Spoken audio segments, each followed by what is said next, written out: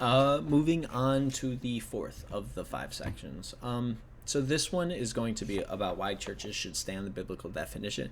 And I'm going to talk about like our reasons to why we shouldn't go too far, why we shouldn't add rules, and then our reasons why we shouldn't like start taking away rules, why we shouldn't make exceptions, because there's no biblical backing for exceptions. But I'll get more into that later on.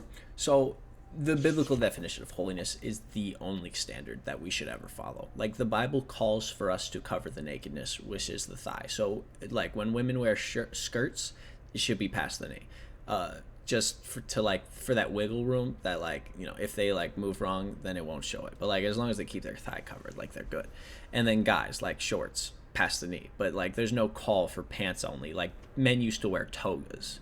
Togas don't go to the ankle. There's no call for that in the Bible. There's only a call to cover the nakedness and to keep it a little flowy, keep it a little loose. Don't let it like hug your form so that people can kind of see everything you got going on. Really, really, all you should be doing is keeping to these definitions. And when we go into these rules, it's like, you're not going to add any rules because we're in an information age. Like you can kind of reason, you can be like, well, it's to keep the flock away from getting too close to the thigh, keeping too close to this or that or that. It's like, that's not your place. You're a pastor, but you're a pastor, you're a Christian, you're a lifetime Christian, whatever, but it isn't your place to add on to what God says. It isn't your place to like kind of command people to say like, I don't trust you in your walk with God, so follow my definition or you're not saved. It's like, no, as long as they're following God's definition, they are saved. So trust them to do that because, you won't see everything that's going on in their heart. And then on the flip side, it's like, we can't make exceptions for these rules. Like, we can't be like, well, women, I guess you can wear whatever you want to wear, dance around in booty shorts or whatever. Do whatever you want, God will cover you. It's like, no. Like, we don't get to add exceptions. Like, if God's going to make an exception, that's up to him. Like, maybe he will, maybe he won't. We're not going to preach it, though, because if somebody dies and they, like, go in front of God and he's like, hey, I never knew you because you didn't follow any of my rules.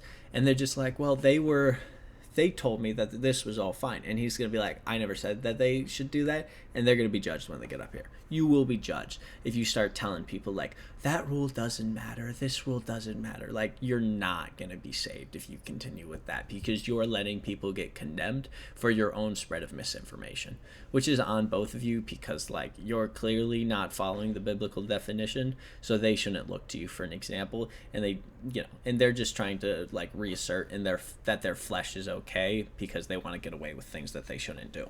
And like, we're in such an information age that if we can't pull out a Bible and point at it and say like, this is the rule, these are the rules, like this is the backing, this is the specific length, this is the specific this is what you should do with your hair, your ornamentation, no makeup, length of skirt, tightness of dress, this, that. If we can't point that all out to people, if we can't explain that, then they're going to be like, well, you don't have any reason for your rules. You just say, because I said so. And it's like, no, there are biblical backing, but you got to be able to explain it as well.